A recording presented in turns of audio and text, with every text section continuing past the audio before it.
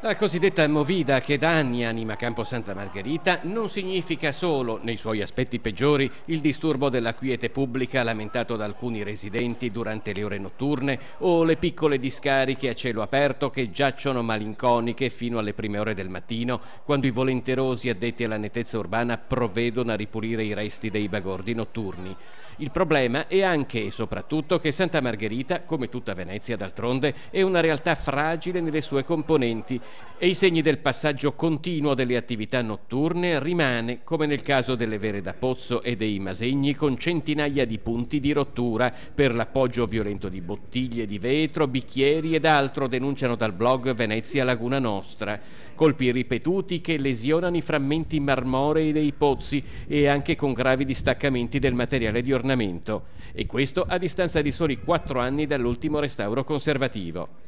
Certo e ovviamente non si tratta di un degrado grave o che fa notizia come lo scempio subito dalla Barcaccia di Roma, per esempio. Non sono fatti assimilabili, ma anche questa realtà va difesa, considerando poi anche la spesa pubblica utilizzata per i recenti interventi di restauro, che a questo punto diventa spreco di denaro in una cornice di degrado anche monumentale, di cui sono in tanti a voler chiedere la fine senza negare il diritto al divertimento di chi frequenta i locali notturni.